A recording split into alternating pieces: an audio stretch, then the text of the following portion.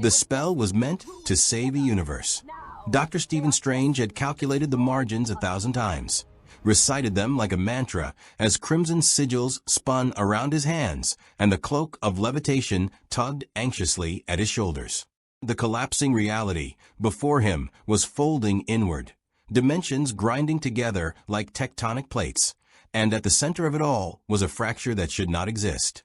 A tear in causality, a wrongness that defied even the mystic arts. So Strange did what he had always done. He tried to impose order. The containment mandala flared, glyphs locking into place as he spoke the final syllable. For a heartbeat, it worked. The fracture stabilized. Time stopped screaming. Relief flickered across Strange's face. And then reality answered back. Not with resistance. With redirection. The spell did not fail. It was repurposed. Strange felt the sensation before he understood it. Not falling, not teleporting, but being drawn, as if invisible threads had hooked into his very existence. The eye of Agamotto burned cold against his chest, its familiar hum of temporal authority stuttering, then going silent. The stars stretched into lines of light, not hyperspace or sling ring transit, but something deeper, something that felt old, ancient. When the world snapped back into focus, Dr. Strange was on his knees in wet grass beneath a sky he did not recognize. The air smelled of rain and loam. Wind whispered through tall reeds nearby, carrying the distant sound of bells. Strange sucked in a breath, immediately cataloging discrepancies. The ambient energy was wrong, not absent, not hostile, but structured differently, like trying to breathe underwater while insisting it was air. He pushed himself to his feet, cloak fluttering. The sky above was a pale, endless blue, broken by slow-moving clouds and the wheeling shapes of birds. 2 suns did not hang overhead. One did. Singular. Ordinary. That somehow made it worse. Okay, Strange muttered, rolling his shoulders. You're not dead. That's good. You're not home. That's expected. He raised a hand and summoned a simple construct, a glowing mandala meant to test the local magical constants. The spell formed and then unraveled, not violently, politely, as if reality had examined it and decided it didn't quite fit. Strange frowned. He tried again, adjusting harmonic resonance, pulling from internal reserves instead of extra-dimensional anchors. This time, the spell held, barely, but it trembled, its geometry subtly skewed, lines bending where they should have been absolute. Probabilistic instability, he murmured. Localized causality drift. The words felt insufficient. Somewhere deep beneath his awareness, something shifted. The pattern noticed him. Miles away, within the gleaming white walls of Tar Valon, Sisters of the White Tower paused mid-conversation as a ripple passed through the One Power. It was faint, no blazing channeling, no male corruption, no familiar resonance of side-R or side-in. Yet every woman sensitive to the power felt it like a thread pulled too tight. Alviren Freydhin stiffened, eyes narrowing. "This is no false dragon," another sister whispered. "It isn't anything I know." In the great hall, Ajas murmured uneasily. The Amerlin seat felt the disturbance settle into the bones of the city itself, like a stone dropped into a vast loom. Something had been woven where no thread should exist. Back in the marshlands, Strange became aware he was no longer alone. 3 figures approached along a muddy path, women in riding cloaks, their posture disciplined, eyes sharp. Strange's instincts flared. He cataloged weapons, concealed blades, focus rings, posture indicative of confidence born from power rather than muscle. One of them raised her chin. "You there. State your name and allegiance." Strange relaxed his hands deliberately, palms open. "Dr. Stephen Strange. I don't have an allegiance. At least, not in your jurisdiction." The women exchanged glances. "You are no unreal," the tallest said slowly. "Yet the power bends around you strangely." "I'm not channeling," Strange replied, then paused. "At least, not what you mean by that." That earned him their full attention. A subtle pressure brushed against his mind, testing, cautious, probing. Strange felt it like a gloved hand tapping the edge of his consciousness. Instinctively, his defenses rose. Not forcefully. Reflexively. The pressure recoiled. All three women stiffened. She felt that. One hissed. "Burn me, what is he?" Strange exhaled. "Look, if you're about to accuse me of something world-ending, I'd appreciate a brief explanation of your magic system first. Saves time." Silence stretched. Wind rustled the reeds. Somewhere, thunder grumbled. The tallest woman studied him with open calculation. "You will come with us to Tar Valon," she said. "The White Tower will decide what you are." Strange met her gaze, and very deliberately shook his head. "No," he said calmly. "I don't do captivity disguised as hospitality." The air tightened. "You refuse AES Sedai summons," another demanded. "I refuse anyone's summons until I understand the rules of this reality," Strange replied. "And judging by how your pattern reacted to me, neither do you." That was a mistake. The power surged, not an attack, but a warning. Threads of invisible force coiled in the air. Strange felt it now, a vast omnipresent energy field, not unlike magic, not unlike fate, woven through everything. It did not respond to will. It responded to surrender. And that was the problem. Strange raised a shimmering shield as the weave snapped toward him. It held, but the impact rippled outward, warping the grass, bending chance itself. One woman stumbled. Another swore as her footing failed where the ground should have been solid. Probability bent. The pattern tugged harder. Strange dropped the shield. Not in defeat, but in realization. "Enough," he said, voice steady. "I'm not your enemy, but I won't be your tool." For a moment, the world seemed to hold its breath. Then the weaves dissipated. The women stared at him, now not with authority, but with something closer to fear.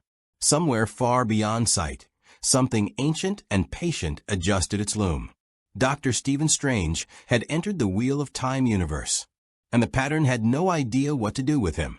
If you want to see more characters collide with worlds they were never meant to enter, hit that subscribe button and drop the name of a character you'd like to see next. The pattern weaves as the pattern wills, but choice still matters.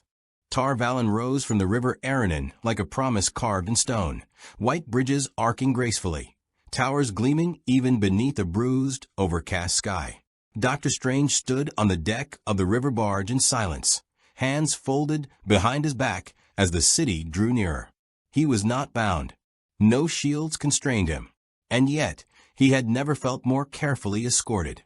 The AES Sedai had not forced him, not after the marshland incident. Instead, they had invited him again, this time with softer words, guarded courtesy, and a dozen subtle weaves woven so delicately that only someone trained to notice unseen structures would feel them. Strange felt every one. They were not restraints. They were contingencies. As the barge docked, bells rang across the city, their tones layered and deliberate.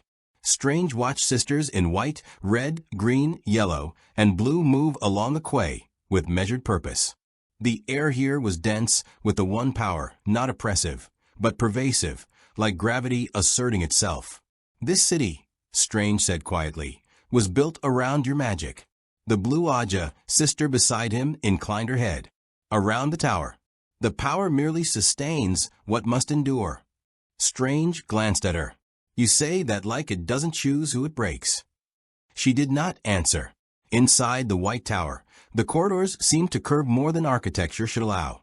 Light filtered through tall windows, catching on polished stone, and painted friezes depicting women standing against shadowed figures. Heroes and monsters rendered in the same strokes. Strange noted the symbolism. No absolutes. Only cycles. They brought him before the hall of the tower. The Merlin seat waited at its center, stole striped with the colors of every Aja. Her eyes were sharp, old beyond their years. When she spoke, her voice carried the weight of practiced authority. "You stand in the heart of the White Tower, Stephen Strange," she said. "You wield a power not of side-R or side-in. You resist the pattern's flow. Explain yourself." Strange took a breath. He felt the pattern pressing now, not hostile, but insistent, like a river nudging a stone that refused to settle. "I come from a universe governed by different rules," he said evenly. Magic there is learned, structured. It obeys constants. Here it listens. Murmurs rippled through the hall.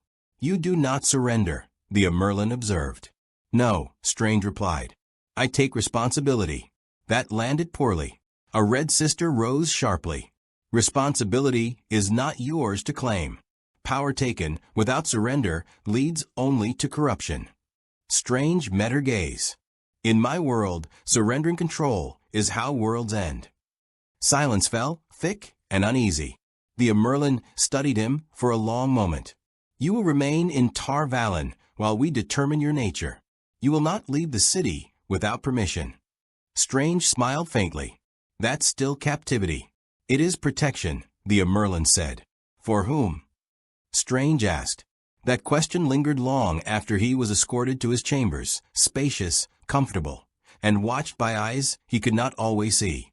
As night fell, Strange stood by the window, gazing out at the city lights reflected in the river below. He raised his hand and conjured a small, precise sigil. Nothing aggressive, nothing disruptive. Just a diagnostic lens to observe the local magical lattice. The spell flickered. Not failed. Adjusted. Strange frowned. Then tried again, layering probability dampeners, removing assumptions of linear causality. This time, the spell stabilized, but the feedback sent a chill through his bones. The pattern was not passive. It was adaptive. Every act of control invited response. Every assertion of will bent the weave elsewhere. Saving energy here caused loss there. Order demanded compensation. This universe, Strange whispered, charges interest. The door opened without a knock. A woman entered, calm, composed, her presence sharper than the others. A green Aja battle sister by her posture, though her eyes held the curiosity of a scholar. I am Moraine Damodred, she said. I asked to speak with you alone. Strange gestured toward a chair. By all means. I'm guessing you're not here to threaten me. Moraine Saturday, no. I am here to understand you. Careful, Strange said. That's how this usually starts. She ignored the remark. You are not a channeler, yet you affect the one power.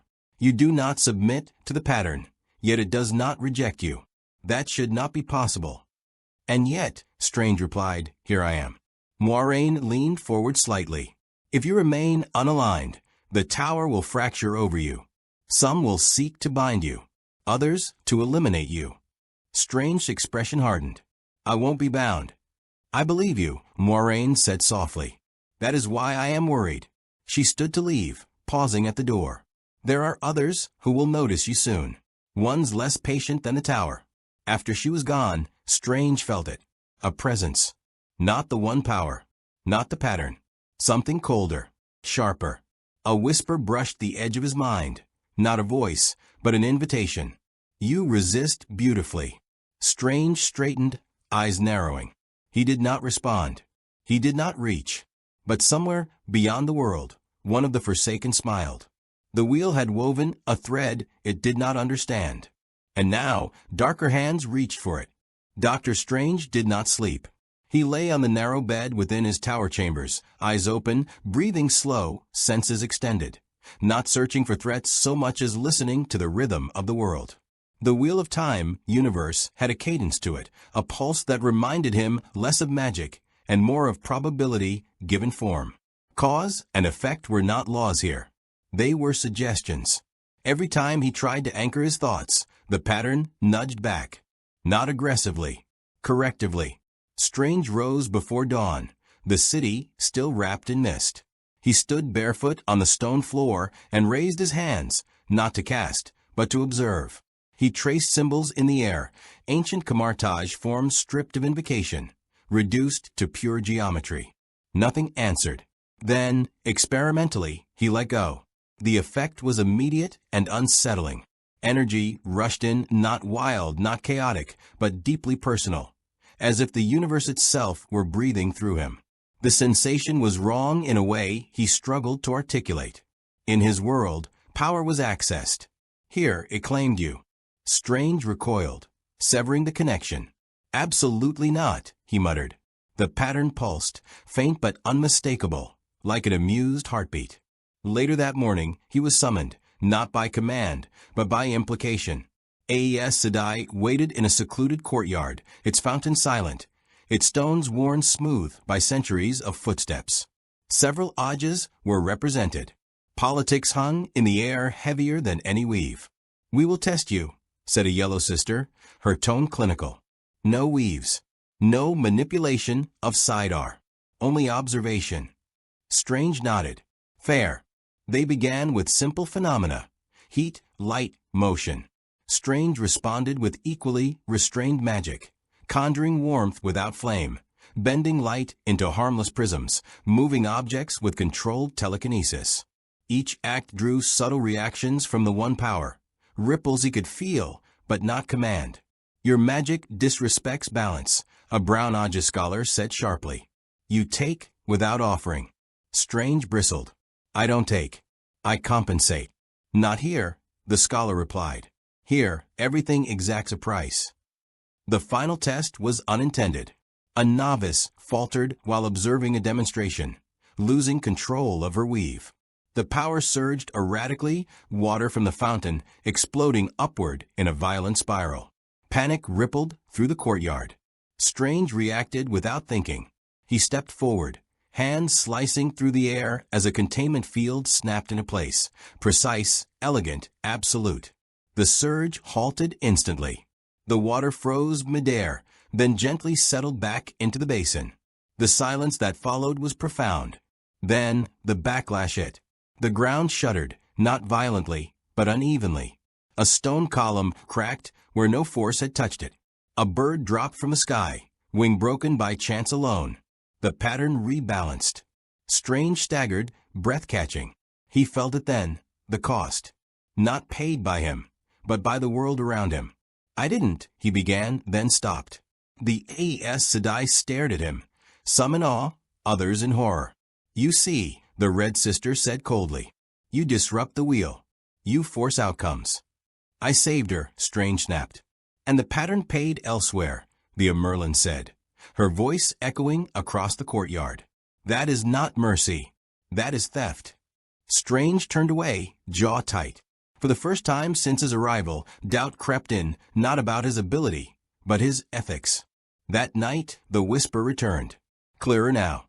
"You hate surrender because you fear chaos," it murmured. "Yet you live in a world ruled by it." Strange closed his eyes. "Show yourself." The world around him dimmed, not darkened, but simplified, as if unnecessary details were being stripped away. A figure emerged in the liminal space of his mind. Tall, composed, eyes burning with ancient intelligence. "One of the Forsaken," Strange said flatly. The figure inclined his head. "Ishmael, and you, Stephen Strange, are an error the wheel cannot erase." "I don't make deals with monsters," Strange replied. Ishmael smiled. "Then stop acting like one." The image faded, leaving Strange alone with an uncomfortable truth. In this universe, control caused harm. But surrender meant loss of self, and the pattern was watching to see which he would choose. The White Tower did not imprison Dr. Strange. It circled him. Days passed, measured not by clocks. His no longer worked reliably, but by the slow rhythm of bells and lessons and quiet arguments that echoed through marble halls. Sisters watched him from balconies and behind tapestries. Some greeted him with cautious respect, others with thinly veiled hostility. Strange kept moving. He explored Tar Valon like a surgeon mapping unfamiliar anatomy, noting how the city's flow mirrored the one power itself. Bridges placed where currents converged, plazas positioned at points of calm. The tower was not just a seat of authority. It was a node, a control point. And control, here, was a dangerous illusion. The formal offer came on the 7th day. The Merlin seat summoned him privately, without the hall, without witnesses. The chamber was quiet, lit by soft lamps and the glow of sunset through high windows. "You cannot remain unbound," she said, without preamble. "The tower cannot allow an uncontrolled variable of your magnitude." Strange folded his hands. "Then we have a problem." She studied him. "You would be offered sanctuary, resources, knowledge. In return, you would swear the 3 oaths and submit to tower oversight. Strange's answer was immediate. No. Her gaze hardened. You do not understand what you reject. I understand perfectly, Strange replied. In my world, I swore oaths once. They nearly destroyed everything. The Merlin leaned back. Without bonds, power corrupts. Strange met her eyes. Without agency, obedience becomes tyranny. The silence stretched. Finally, she exhaled. Then you will leave Tar Valon. Strange blinked. You're exiling me? I am removing a fracture before it spreads, she said calmly. You may go where you wish. But if you disrupt the pattern again within Tower influence, you will be treated as a threat. Strange stood. Fair enough. As he turned to leave, the Merlin added softly, the pattern does not like anomalies, Stephen Strange. Be careful where you step. He left Tar Valon at dawn.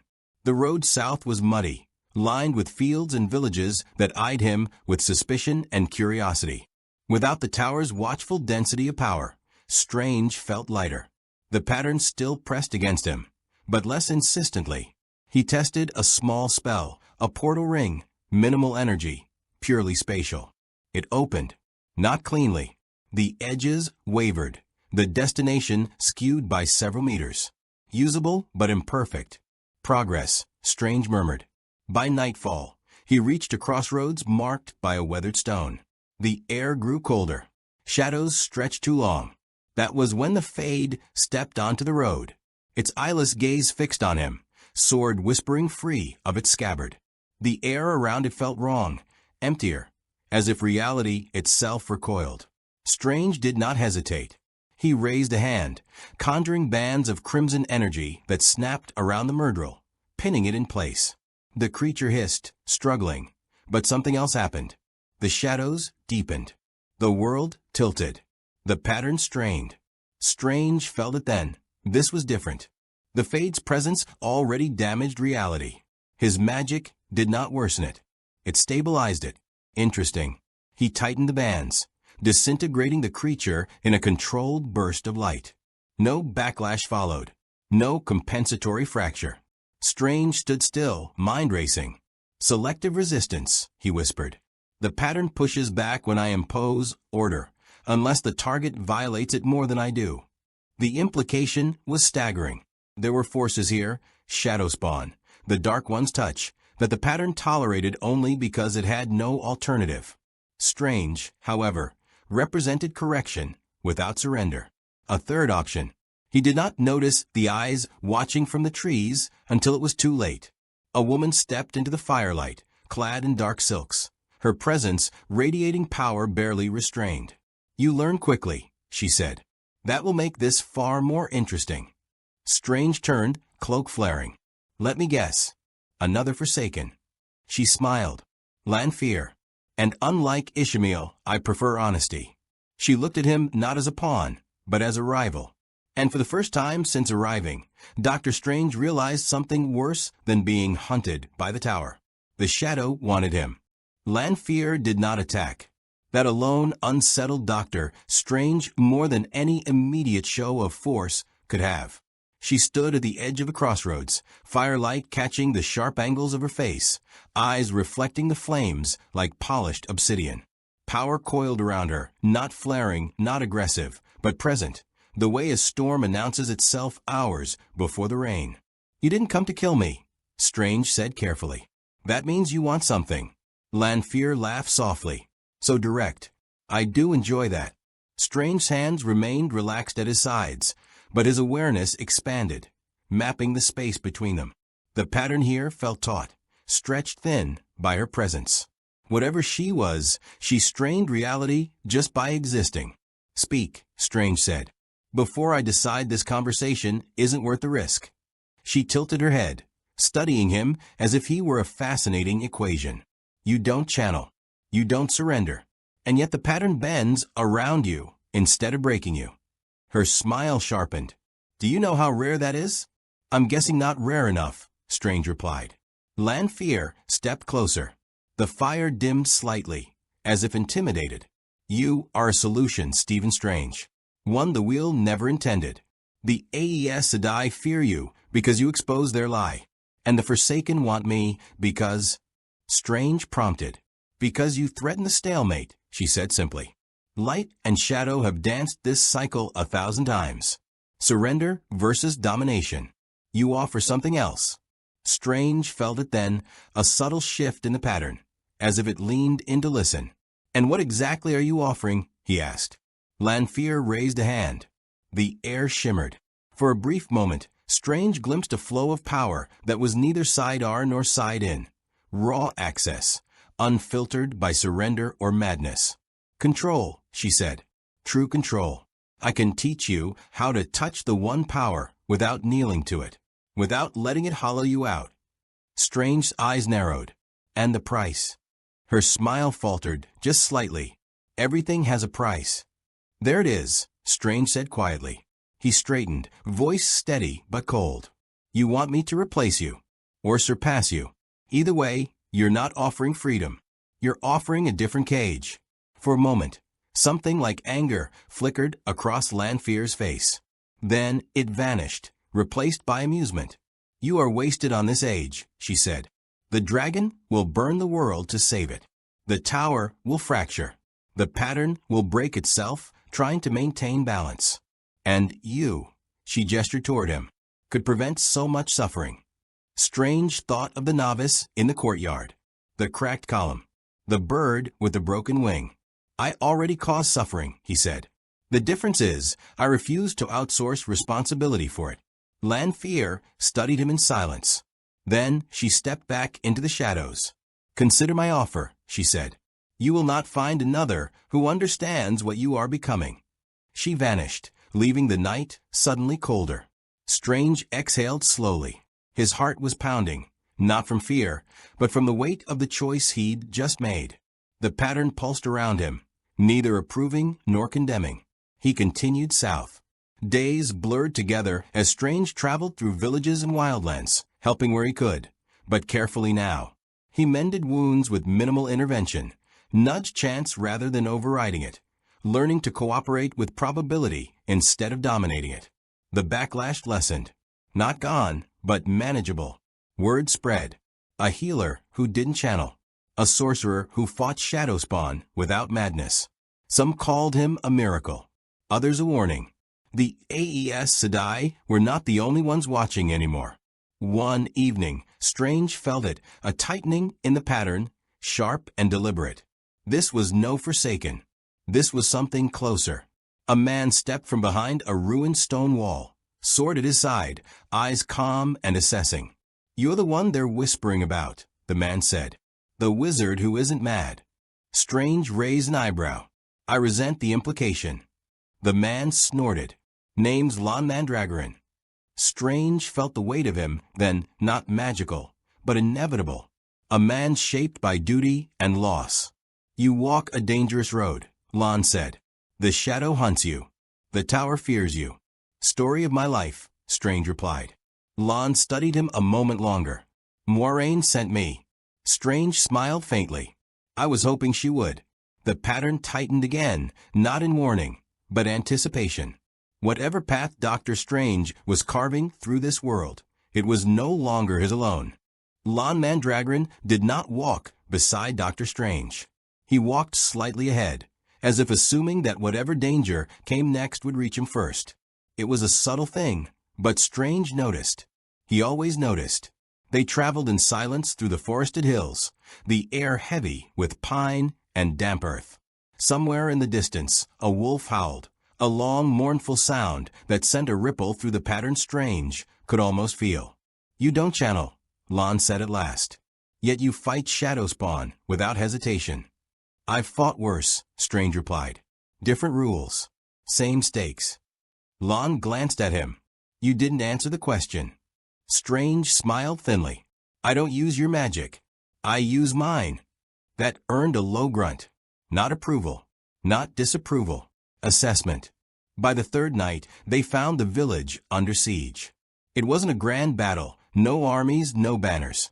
Just smoke curling into the night sky, the smell of burning that carried too far, and the unmistakable wrongness that preceded shadow spawn violence. Trollocs moved through the outskirts, crude weapons glinting, their snarls tearing at the quiet. Lon drew his sword without a word. Strange placed a hand on his arm. Wait. Lon froze, not from obedience, but surprise. I need to try something, Strange said. If I'm wrong, we do it your way. Lon studied him, then nodded once. Strange stepped forward into the open, raising his hands, not to cast a spell, but to listen. He felt the pattern here, strained, frayed by Shadow's presence. The Trollocs were not woven naturally. They were forced threads, ugly knots the wheel tolerated only because cutting them out entirely might unravel more than it saved. Strange inhaled and adjusted his approach. He did not impose order. He offered alignment. A sigil formed, subtle, almost invisible, less a construct and more a suggestion. It resonated not with power, but with probability, nudging events toward outcomes that already wanted to happen. A Trolloc tripped. Another's axe caught on a fence post. A villager's thrown lantern shattered at precisely the right moment, fire blooming into the path of the advancing shadow spawn. Lon moved like death itself, silent, efficient, blade flashing. Strange supported, redirecting momentum, sealing wounds just enough, bending chance so strikes landed true. No backlash came. The pattern did not resist. When it was over, the village still stood, shaken, scarred, but intact. Lon wiped his blade clean. He looked at Strange with something close to awe. That wasn't channeling, he said. No, Strange replied softly. That was cooperation. They were joined by Moiraine before dawn, her arrival heralded by the familiar density of the one power. She took in the scene, the survivors, the absence of pattern fracture, and went very still. You changed the equation, she said. Strange nodded. I stopped trying to win. Moiraine studied him. The tower will not accept this. I don't need them to, Strange replied. But the pattern might. They traveled together after that, not as allies bound by oaths, but as parallel forces converging on the same crisis. Reports reached them of increased shadow activity, of dreams growing darker, of the Forsaken moving openly. Ishamael reached out again that night. You are adapting, the voice observed. Asterisk, be careful. The pattern rewards compliance until it doesn't. Asterisk. Strange did not answer. He was too busy understanding something far more dangerous. The Wheel of Time did not want him gone anymore. It was beginning to use him. The White Tower did not simply fear Dr. Strange anymore. It wanted him. Not as an ally, not as a tool, but as a weapon that could be controlled. A force that could be guided by oath and duty into serving the Tower's goals. The longer Strange traveled, the more he became the subject of whispered debates in Tar Valon's corridors. Debates that grew sharper, darker, and more urgent. Moiraine had warned him, and Strange had listened. But warnings had never stopped him before. They were only information. He found himself in the city of Caemlyn, moving through crowds that looked at him with curiosity rather than fear. The river Aranon flowed quietly through the city, reflecting the sun's light like a blade. Strange felt the pattern here as a dense, pulsing web, tight with politics and prophecy. The world's future pressed down on this place like a hand. Lon Mandragoran walked beside him again, silent as a shadow. Why are we here? Strange asked quietly. Lan's jaw tightened. The tower believes you will come to them. The shadow believes you will come to them. I believe the pattern is going to force you into a decision. Strange nodded. And you think it's a decision I can't refuse. Lan's eyes didn't leave the street ahead. I think it a decision you will refuse, until you have no choice. They reached a small inn near the river. Inside, Moiraine waited, her expression unreadable. You have made an enemy, she said, without preamble. Strange glanced at her. More than one. Moiraine nodded. The tower is divided. Some believe you are a new kind of weapon, one that could end the shadow without the dragon. Others believe you are an omen, a sign the wheel is breaking. Strange frowned. And which are you?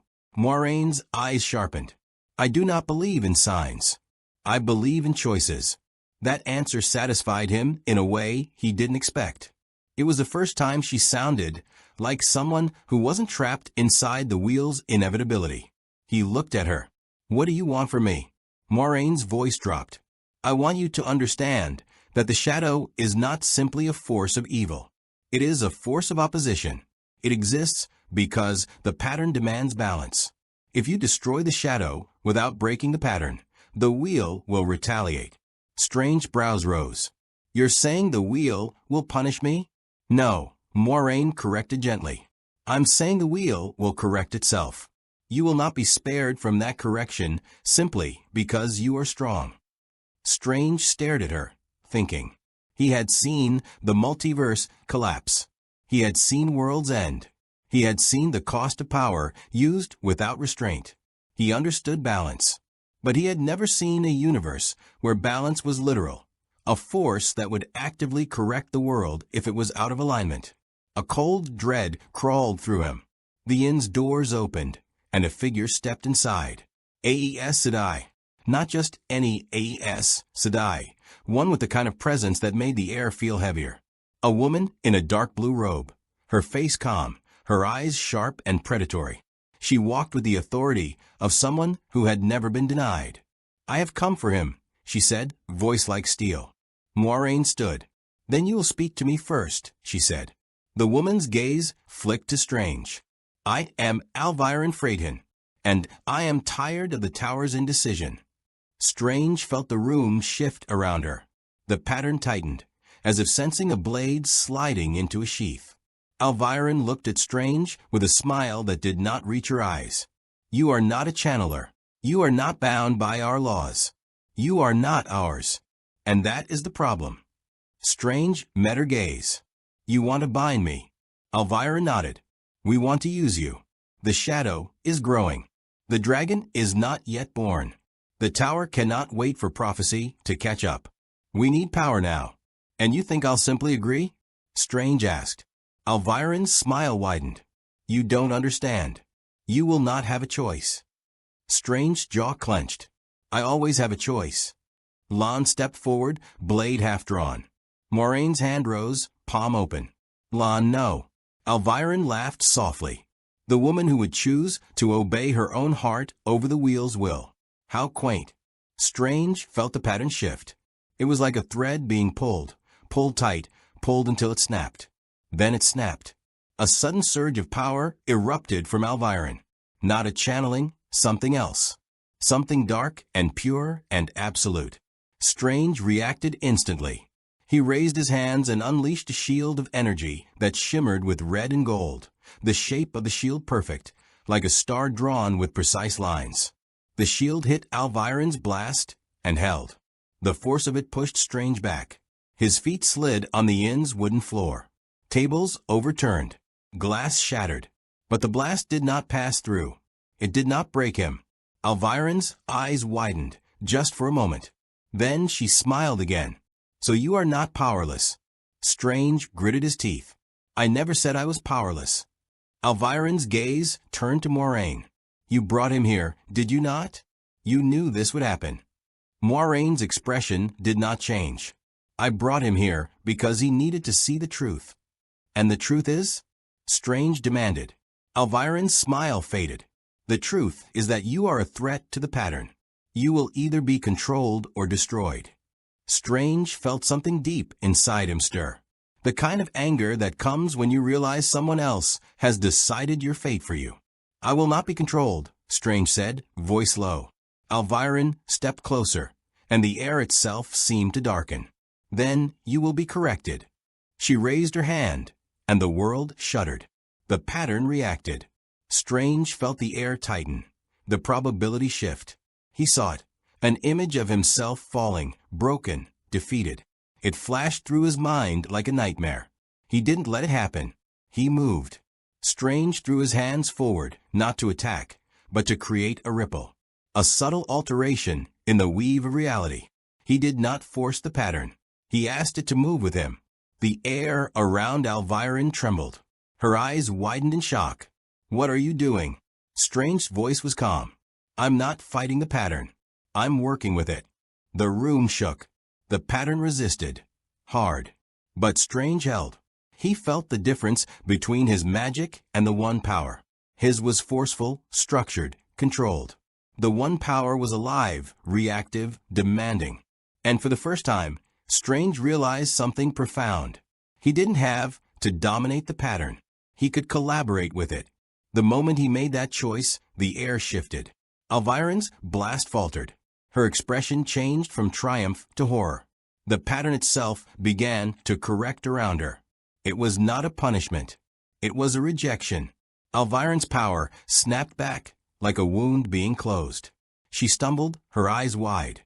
Strange lowered his hands, breathing hard. "You can't use the pattern like a weapon," he said quietly. Elviren glared at him. "You will learn, or you will die." Moiraine stepped forward, her voice steady. "You are not the only one who understands a pattern." Elviren's gaze flicked to her. "No, but you are one of the few who can still be persuaded." Moiraine's expression did not change. "And you are one of the few who can still be stopped." Elviren's lips tightened. "This is not over." She turned and walked out. The inn fell silent. Lan's blade returned to its sheath. The survivors in the room stared at Strange with awe, fear, and something like hope. Strange looked at Moiraine. "You knew she would attack." Moiraine nodded. "I did, but I needed you to see it." Strange's voice was quiet. "See what?" Moiraine's eyes were steady. "That the tower is not a single mind.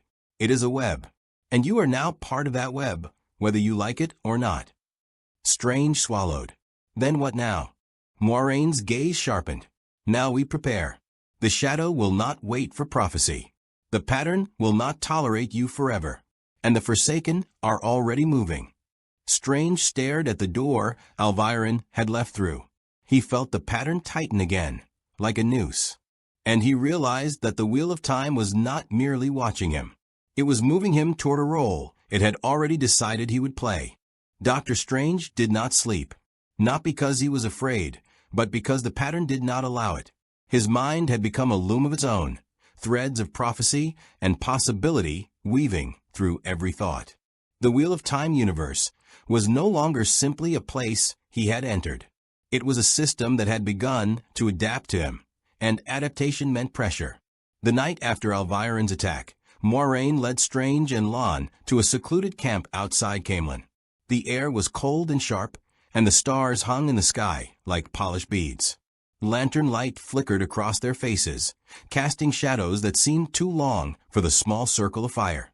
Moiraine sat close to the flames, her posture tight with focus. Lan remained half-turned, watching the darkness like a predator waiting for prey. Strange stood, pacing slowly. His thoughts kept returning to one fact. Elviren Freydin had attacked him not as an enemy, but as a protagonist. She hadn't come to kill him. She had come to prove a point. The tower did not simply fear him. It feared what he represented.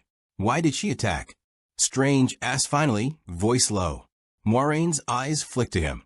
Because she believes the pattern is a weapon, and you are a blade. Strange shook his head. The pattern isn't a weapon. It's a machine, a system, a way of keeping the world from tearing itself apart. And yet, Moiraine said quietly, it can be used like a weapon. Strange stopped pacing. It can be used to kill. That doesn't make it evil. Moiraine's gaze softened for a moment. In your world, perhaps. Here, power is not separate from its consequences. The pattern is not neutral. It demands balance. It will not tolerate an anomaly forever. Strange stared into the fire. Then what do I do? Moiraine's answer was simple and terrifying. You make the pattern want you. Strange blinked. That's not how it works. Moiraine leaned forward. Everything is how it works, if you can find the right thread. Lan's voice cut through the silence. And if you cannot, Moiraine looked at him, then at Strange. Then you become a footnote in the wheel story. Or you become the story. The words hung heavy. Strange's mind flashed back to Ishamael's whisper. The pattern rewards compliance until it doesn't. He understood then what Moiraine meant. The pattern did not want him gone. It wanted him used. And the Forsaken had recognized that. That was why the shadow had begun to move.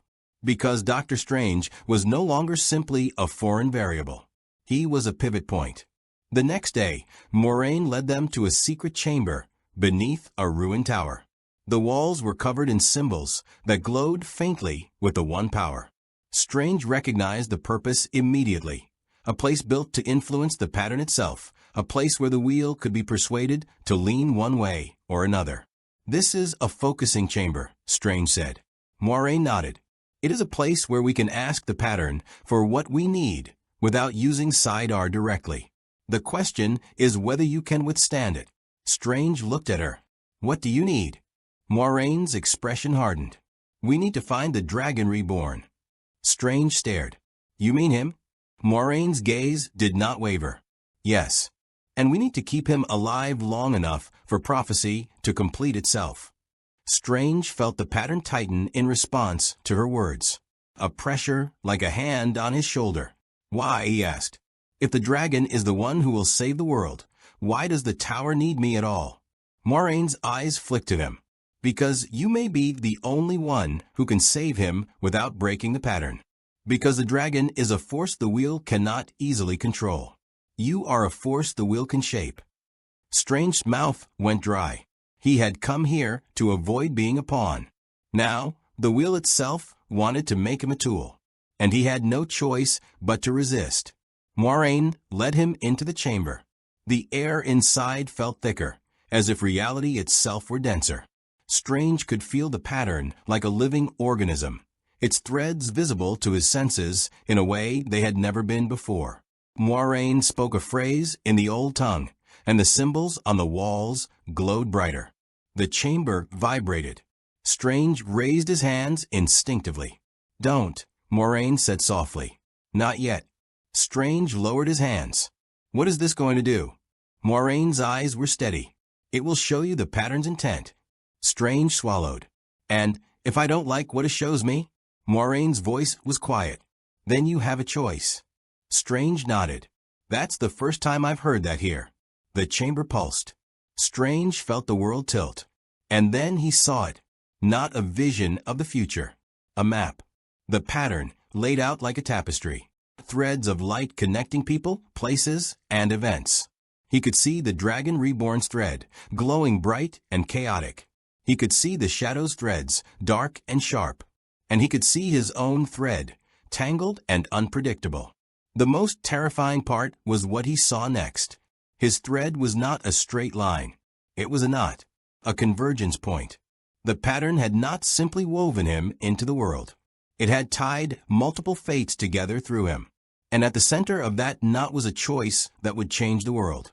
Strange staggered, gripping the wall for support. The pattern pulsed again, like a heartbeat. Moraine's voice was gentle, but her eyes were hard. You see it now. Strange whispered. I see why the shadow wants me. Moiraine nodded. And why the tower fears you. Strange looked at her. What is the choice? Moiraine hesitated. You can either accept the pattern's role for you, or you can fight it. Strange's mind raced. Accepting the pattern meant surrender. It meant becoming something the wheel could use. It meant giving up the control he had always fought for. Fighting the pattern meant resistance, risking not only his life, but the lives of everyone in this world.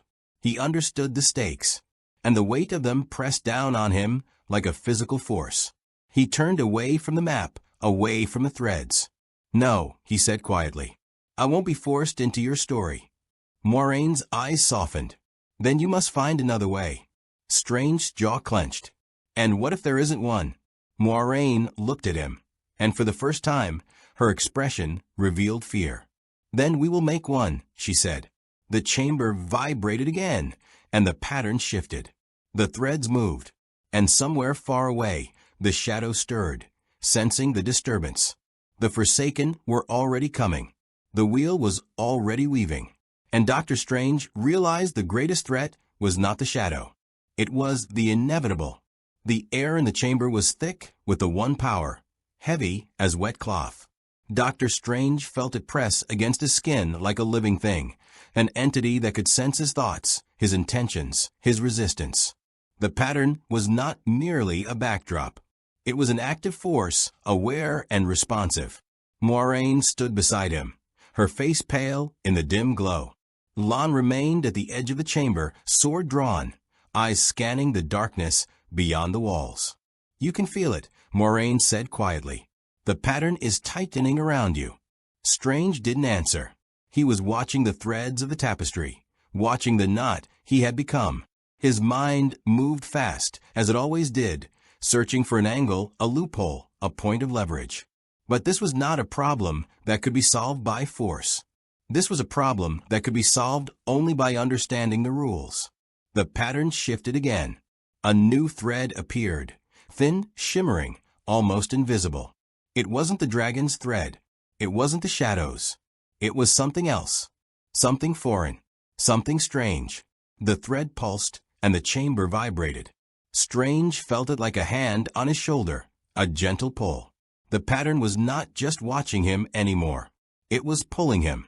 Moraine's eyes widened. That is not natural. Strange swallowed. It's not a thread. It's a tether. Lan's voice was low. A trap. Strange shook his head. No. A connection. Moraine stared at him. To what? Strange looked at the walls, the symbols, the glowing runes. To my world. The air shimmered. For a moment, Strange saw the outlines of his own reality. New York, the Sanctum Sanctorum, the streets of Camartage, overlaid like a ghost image on this world. The pattern had found a way to reach back. And it was not doing so accidentally. The wheel had woven a bridge, a way for him to return. But the tether wasn't stable. It was a strain on the pattern, and it had a price. Strange's stomach tightened. He knew what it meant. If he used the tether, he could leave. But the pattern would correct the imbalance. Someone would die. Or worse, the pattern would tear, and the world would unravel. Moraine spoke softly. If you leave, the pattern will not simply close the door. It will close everything. Strange's eyes narrowed. You're saying the pattern will collapse. Moraine's gaze was steady. It will correct itself. And if it cannot, it will destroy what it cannot control. Strange's throat tightened.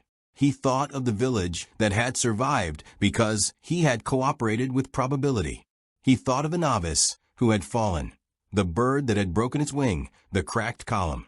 He thought of the way the pattern had punished him for saving one life. He thought of the dragon reborn, of prophecy, of Moraine, of Lan, of all the people who lived under the weight of a fate they did not choose. He understood then that the pattern was not simply a cosmic force. It was a system built on sacrifice. And he had arrived in the middle of it. The tether pulsed again. The pattern wanted him to decide. Strange looked at Moraine. If I stay, what happens? Moraine's voice was quiet, but firm. If you stay, you become a tool the wheel can use. You become part of the pattern's mechanism. You become inevitable. Strange's jaw clenched. And if I leave? Moraine's eyes flicked to Lan. Lan's expression was grim. Then the pattern will correct itself, Moraine said. And you will not like what that correction looks like. Strange's mind raced. He could feel the pattern pulling him, tugging at his soul. It was not violent. It was gentle, like a mother guiding a child's hand. But he knew the truth. The pattern did not care what he wanted. The pattern cared only about balance. And balance required a sacrifice. Strange closed his eyes. He felt the tether pull harder, like a rope tightening around his chest. He could go home. He could return to the world he understood, the world where he had control. He could leave this world to its fate. Or he could stay. He could fight. He could change the rules. He could become something new, something the wheel had never anticipated. He opened his eyes. No, he said softly. Moraine's brows lifted. No. Strange shook his head. I won't be a tool. I won't be a sacrifice. I won't be a footnote. Moraine's eyes flashed with something like relief and fear. Strange took a step forward. He placed his hand on the wall, on the glowing runes. He felt the pattern's pulse, the way it responded to touch. He closed his eyes again and reached for the tether. Not to sever it, to understand it. He drew the tether into his awareness, like a thread of light. He felt the pull of his world on one end and the pull of this world on the other. He felt the tension. And then he did something that surprised even himself. He let go of control. He didn't surrender. He didn't give up. He released. He allowed the pattern to flow through him. not like a cage, but like a river. The air in the chamber shivered. The runes on the walls glowed brighter. The tether pulsed. And then, in the space between moments, Dr. Strange saw the pattern's truth. The wheel did not want him to be a weapon. It wanted him to be a bridge between worlds, a bridge between power and responsibility, a bridge between control and surrender. And the pattern was asking him to become that bridge. Moraine's voice broke the silence. Stephen. Strange opened his eyes. They were glowing faintly with a new light, a light that was not his magic, not the one power, but something else, something that belonged to both. I understand now, he said. It doesn't matter if I stay or leave. The pattern will always pull. Lan's voice was quiet. Then what do you choose? Strange looked at the tapestry of threads, the knot he had become.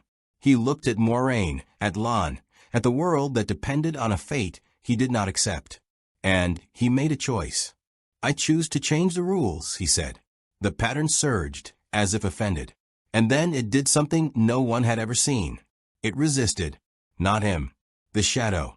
The Dark One's influence flared like a wound opening. The chamber shook. The air turned cold. The runes on the walls flickered. A voice echoed in Strange's mind.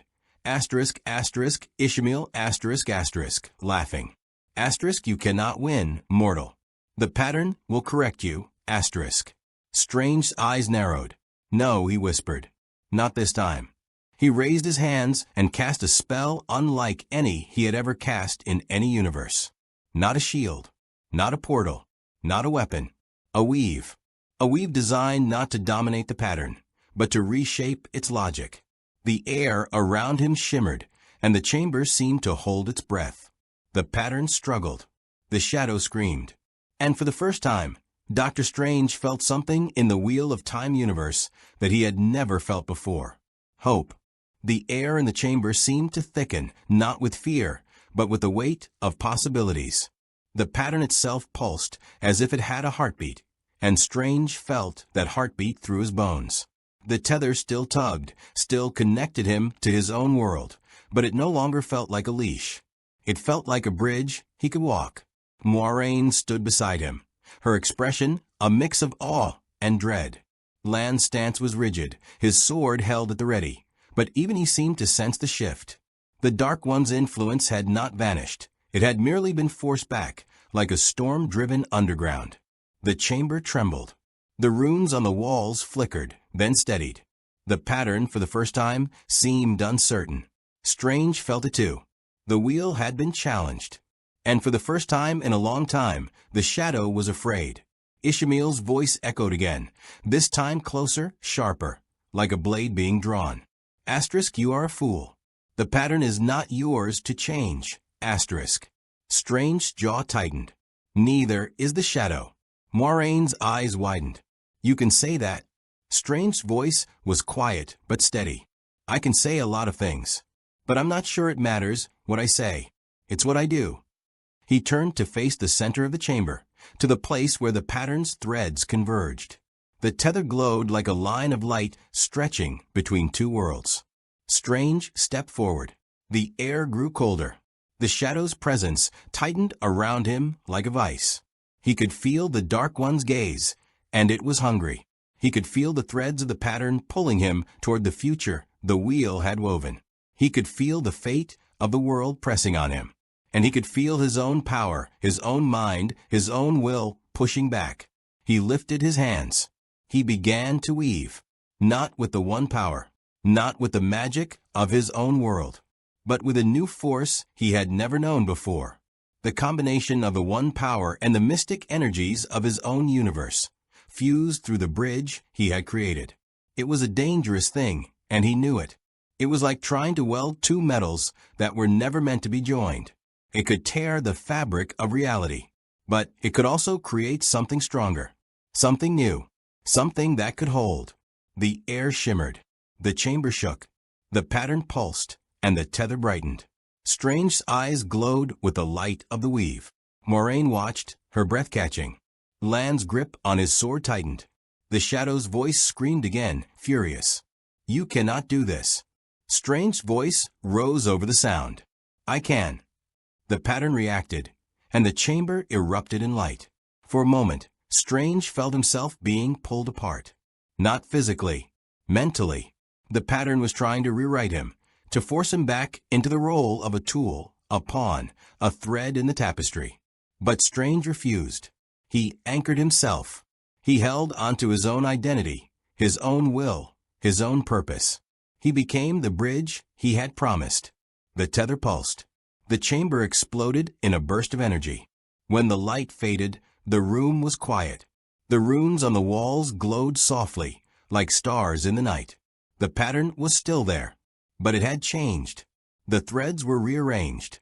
The knot that had been Strange's presence in the pattern had loosened. The tether between worlds still existed, but it was no longer a pull. It was a pathway. Strange lowered his hands. He was breathing hard, his body shaking from the effort. His robes were singed, his hands burned, but his eyes were clear. He turned to Moraine. I did it, he said. Moraine's expression was a mixture of wonder and fear. You changed the pattern. Strange nodded. I didn't break it. I expanded it. Lan stepped forward. You risked everything. Strange looked at him. So did you. Lan's gaze didn't waver. I have always been willing to die for the woman I serve. Strange's mouth twitched. And I have always been willing to die for the world I protect. Moraine spoke softly. What now? Strange looked at the tether, the pathway, the bridge between worlds. He could go home. He could return to his own reality, to his own responsibilities, to the life he had known. He could leave this world to its fate. But he couldn't ignore what he had seen. He couldn't ignore what he had done. He had changed the pattern. He had made a choice. And the choice had consequences. Strange turned to Moraine and Lan. I can go, he said. But if I leave, the shadow will still be here. The Dark One will still try to break the wheel. The pattern will still demand sacrifice. Moraine nodded slowly. Yes. Strange took a step closer to the tether. He placed his hand on it again, feeling the pull of his world. The sensation was familiar, like a memory. He closed his eyes, and he made his final decision. I will stay, he said. Moraine's eyes widened. You will stay? Strange opened his eyes. I will stay long enough to ensure the shadow cannot use the tether. Long enough to make sure the pattern can hold. Long enough to make sure the world doesn't fall apart because of me. Lan's voice was quiet. And after that? Strange's expression hardened. After that, I will find a way to build a bridge that does not require sacrifice. Moraine's eyes softened. You cannot remove sacrifice from the wheel. Strange shook his head. I can change what it means. Moraine's gaze flicked to the tether. And what does it mean? Strange's voice was steady. It means the wheel can be more than fate. It can be choice. The chamber trembled again. The pattern pulsed. The shadow's presence surged. Strange looked toward the darkness beyond the walls, where the shadow's influence lingered. He knew the battle was not over. It had only begun. But for the first time, he felt something he had never felt in any universe. He felt not alone. He felt allies. He felt purpose. He felt the possibility of a future where power did not equal control, where fate did not equal imprisonment, where the wheel could be challenged, where the pattern could be rewritten. Strange turned to Moraine. There are forces in my world that would want this tether. There are forces in your world that would want it too. We must guard it. Moraine nodded. Then we will guard it. Lan's eyes narrowed. And if the shadow comes? Strange's voice was quiet but fierce. Then we fight. The chamber grew quiet. The tether glowed softly, like a promise. And in that quiet, Strange felt the pattern's presence settle around him, not like a cage, but like a cloak. He had changed the rules. He had altered the weave. And now he would live in a world where every choice mattered, where every action rippled through the pattern, where the wheel could be challenged, and where the shadow could be fought not with prophecy, but with will. Dr. Strange did not simply arrive in the Wheel of Time universe. He became a force the pattern could not ignore. By refusing to be a pawn, He forced the wheel to reveal a new truth. Fate was not a prison, but a structure that could be questioned. In doing so, he created a bridge between worlds, a tether that could either save or destroy both realities, depending on who controlled it. The shadow still lurked, its influence now aware of a power beyond prophecy, and the Dark One's hunger only deepened. Yet Strange's choice to stay, at least long enough to secure the tether, meant that this world gained something it had never known, a guardian who understood sacrifice without accepting it as inevitable. Moiraine and Lan stood beside him not as saviors, but as allies who had learned that even the wheel could change. The pattern had been altered, not broken, and the future now held more possibilities than prophecy allowed. The shadow would rise again, but the world would be ready to fight with a new kind of power, one born from choice, not destiny. And somewhere beyond the bridge, Strange's own universe waited, altered by the fact that its greatest sorcerer had found a second home.